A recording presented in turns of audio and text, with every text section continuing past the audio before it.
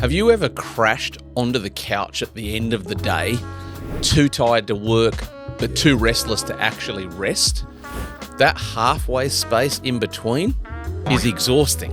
And here's the hard truth.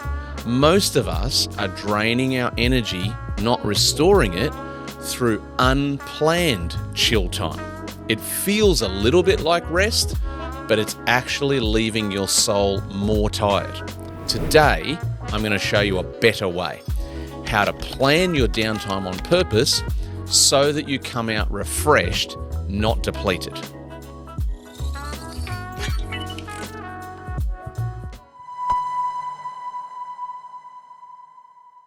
We all know that we need rest, and we know that without it, burnout and exhaustion are pretty much guaranteed. But here's one of the problems that a lot of people struggle with, and you might find that this is you. You might have felt this in the past, but as I say this and as I describe it, it might wrap language around that feeling for you. If that's the case, jump in the comments straight away and tell me and say, that's me, I understand now. But here's the nature of the problem. The problem most people have is that their rest kind of just happens. They slump on the lounge, they start scrolling on their phone, or they binge watch something on Netflix or on TV, and they tell themselves, I'll take whatever rest I can get. Now, don't get me wrong, I understand that sentiment, that sometimes life feels so busy that you do feel like I've just got to grab whatever rest I can. I understand the sentiment, but the problem with this approach is that when that brand or that style of rest is over, we're actually not any more refreshed. And often we feel worse. You see, the problem is we're stuck in the middle. Too tired to work, too agitated to rest. It's one of the most draining places for our soul to live. So let's ask the question, why does unplanned chill time leave us empty? And I really want to highlight that word, unplanned. Why does unplanned chill time leave us feeling empty or frustrated or agitated? Well, the problem essentially is this. It's because what we have is idleness, not intention. Sometimes we are running so fast and so hard in our lives, it's like the engine of our soul is so long in an engaged forward gear that the moment we finally get to drop into neutral, we turn into a bowl of jelly. But this just happening instead of being chosen is a huge part of the problem. We find sometimes that excessive screens really get in the way as well. We end up with potentially hours of scrolling, which really just numbs the brain, but never really rests the soul. We can struggle with a loss of rhythm. Without boundaries, we start to drift. In other words, instead of having the light on in our soul and then the light intentionally off, we're kind of in the half-half zone. And so we're not productive, but we're not resting either. We're half in, we're half out. We're never fully stopped, we're never fully engaged. And the fruit of this kind of way of spending our time is really plain to see. It creates frustration, it creates tiredness, it even creates relational strain, and sometimes it adds to depression. You see, it's not that rest is bad.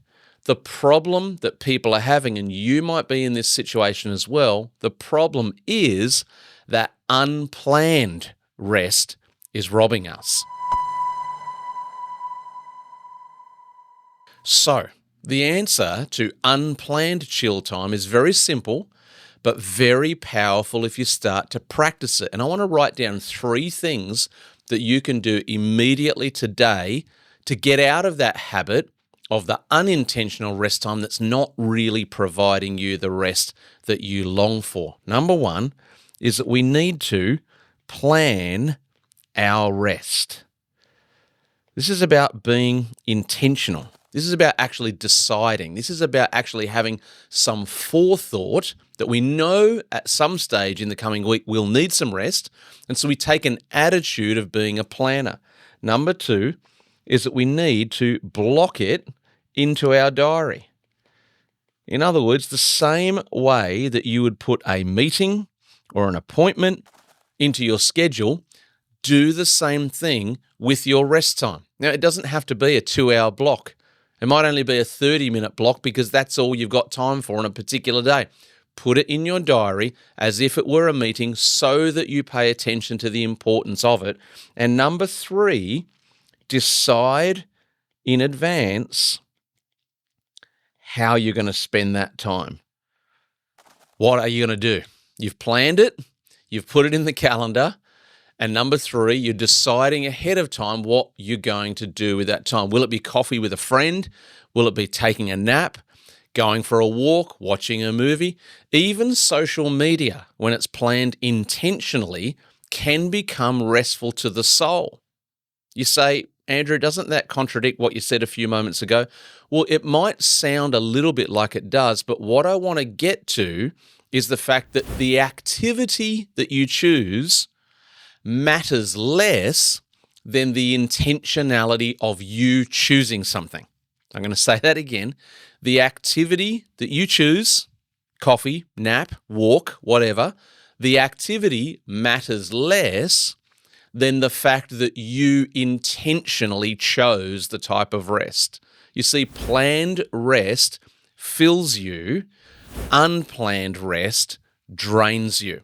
And I can promise you that if you actually have a go at taking this intentional, planned approach to your rest, your soul will notice the difference and you'll start to achieve some of that rest that you're longing for. This kind of shift that I'm talking about in this episode today is one of the things that I go really deep on inside the True Self Transformation course that I've recently developed, talking about how to build rhythms that don't just keep you alive, but actually recharge your energy and your purpose. There's a link in the description below if you're ready to take the next step, and you can check out what that course is all about. I guarantee you I can help you change your life through that program. Also, don't forget to drop me a comment on this subject. Is this you? Do you struggle with that unplanned chill time? Has this language today wrapped a picture around your feelings and helped you to understand it better? Drop something in the comments and let me know if that's you. So let's get practical in the last couple of minutes that we've got in this episode today. I want you to try this experiment sometime soon. At the start of your week, maybe on a Sunday night when you're setting your agenda for what's ahead, at the start of your week, open your calendar and try to block out 1 or 2 rest times in that next 7-day period. Make it just like an appointment, like we talked about a few moments ago. And then I want you to decide in advance, what are you going to do in that time block? If you really want to nail this, write down a couple of notes in that diary moment of the activity that you've chosen to do. And then when you go through this rest time, have that rest for the defined period of time, do the activity that you chose, and then return to your routine. And I want you to observe the difference in your soul of how you feel that you're probably experiencing. Instead of dragging your feet to get back to your routine, you'll be coming back with energy, knowing that you took ownership of how that rest time was going to play out and you did something intentional with that chill time. So in conclusion, we're talking about rest on purpose, with purpose. It can actually give back to you. You see, here's the best part, is that when you get this right, you don't just rest better, you work better as well. So you end up in this beautiful rhythm where you can actually rest well, you can produce well, and you keep that night and day and night thing going on in the rhythms of your calendar, the rhythms of your soul.